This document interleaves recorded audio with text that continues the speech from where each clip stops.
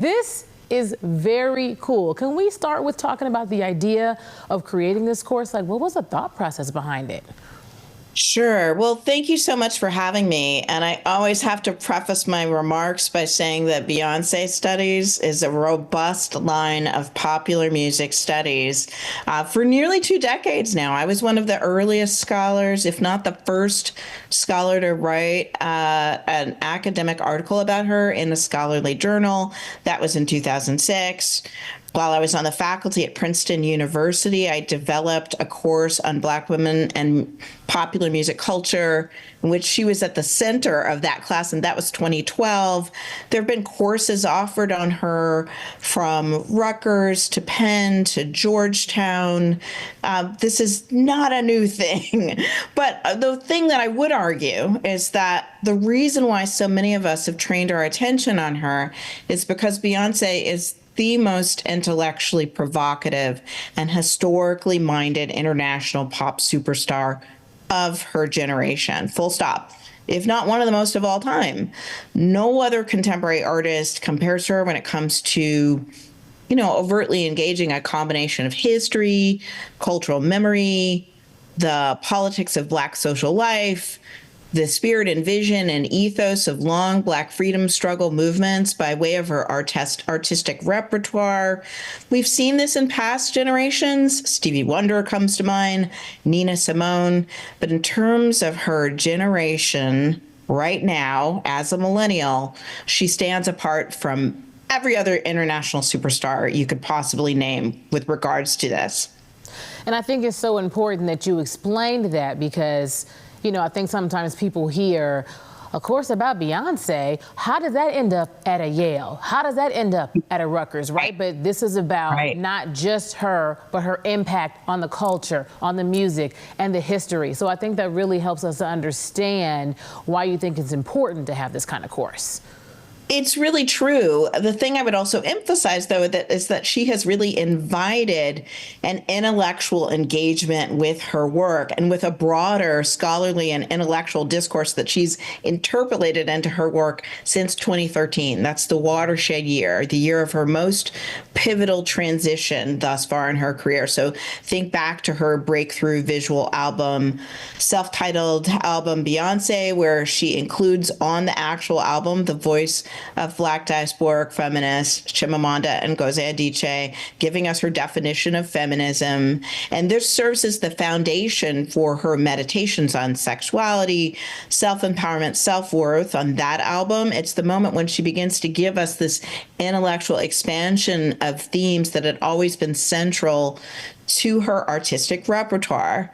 But we could think also about how integral literary and visual cultures and African-American liberation politics are to her 2016 masterpiece, Lemonade, an album, I should emphasize, that has generated course syllabi across the country after the album was released in 2016. And the reason why, because not only does Beyonce invoke the poetry of the British Somalian artist Warsan Shire on that album, but keep in mind that this is an album that conversed with the aesthetics of the legendary visual Black feminist artist Carrie Mae Weems, the experimental filmmaking of director Julie Dash and her path-breaking film Daughters of the Dust.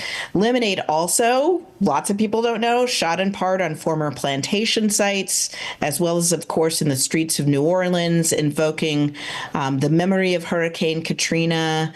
Many scholars, since its release, have argued that that is an album that is an invitation to consider the afterlives of slavery, the ways in which the traumas of slavery haunt us at the scale of the macro and the micro in Black life and American life more broadly. We could think about Renaissance, the first installment in an unprecedented effort by an international pop musician to create a multi-part album trilogy focusing on the underappreciated, undervalued, yet massive contributions of Black women musicians. And in the case of Renaissance, the singular contributions of Black and brown LGBTQIA creatives to the making of modern musical cultures. And then you have Cowboy Carter, the first full-scale album meditation on and response to Jim Crow culture in the modern recording industry through the lens of one of pop music's most segregated forms, country music.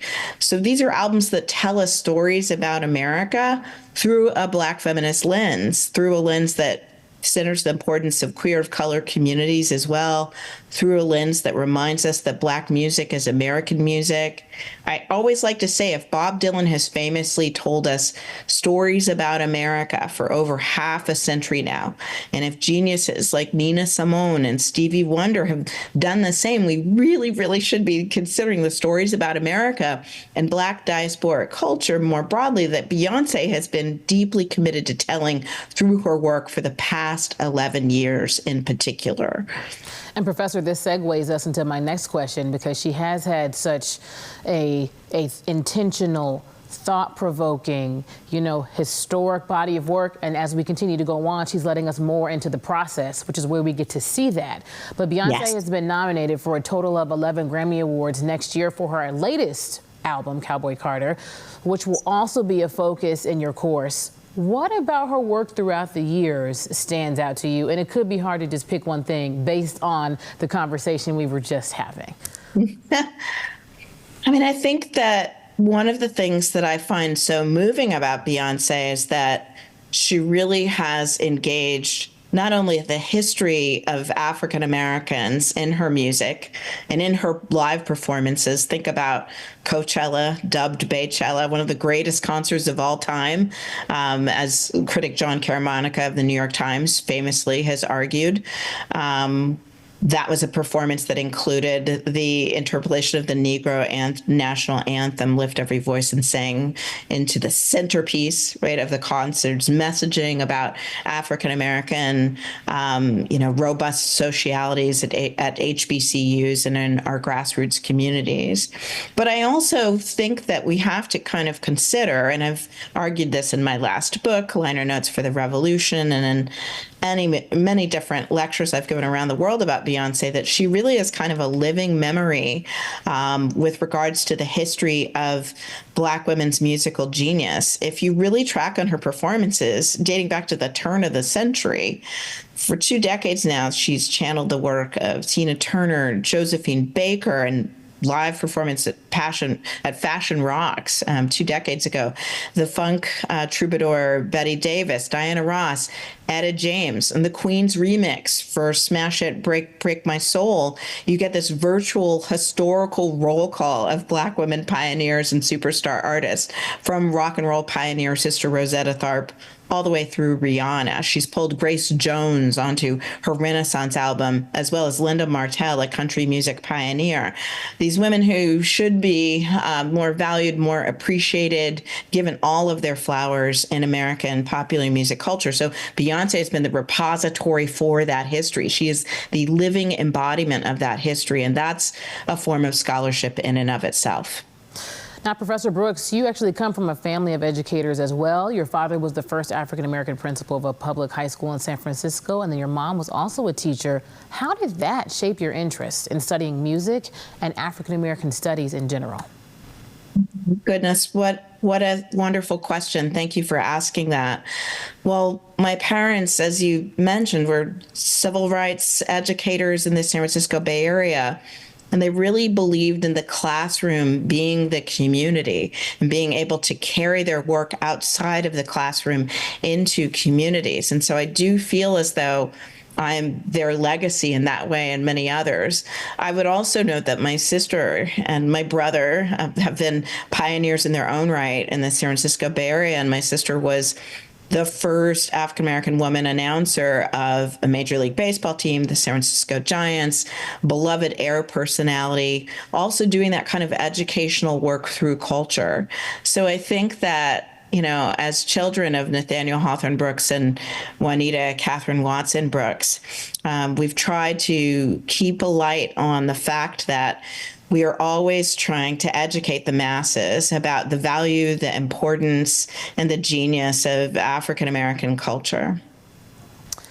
Your family just has to be so proud of all of you. I'm listening to this and I'm like, wait, sister and brother too? Oh my goodness, they have got to be, just beaming from ear to ear. That's amazing. Thank you so much.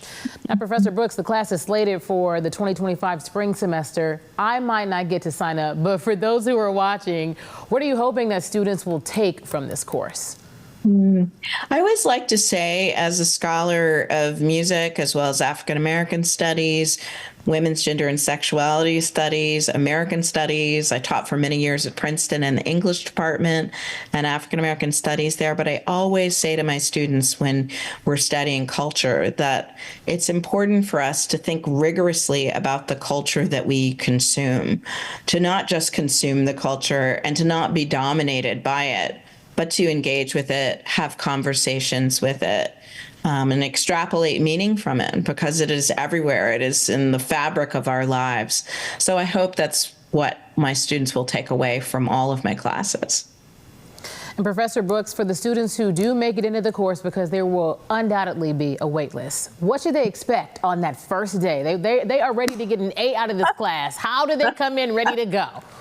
You know, I can't give away all of my secrets, but my students who've taken classes from me know that they know that music is really central to my pedagogy, not only as an object of inquiry, but also as a kind of heuristic practice. It's fancy speak for, you know, being able to exercise how you think and engage with your ideas. So there'll be a lot of music in this class from the very beginning to the very end. Professor Daphne Brooks, this has been amazing. Professor of African American Studies, American Studies, Women's Gender and Sexuality Studies, and Music at Yale University. Listen, we have a couple of snaps here. I know you can't see me, but that was absolutely wonderful to talk to you today. We thank you so much for joining us, and maybe we'll get to join you in person for a class one day. Could happen. Thank you so much. We really appreciate it. Thank you so much.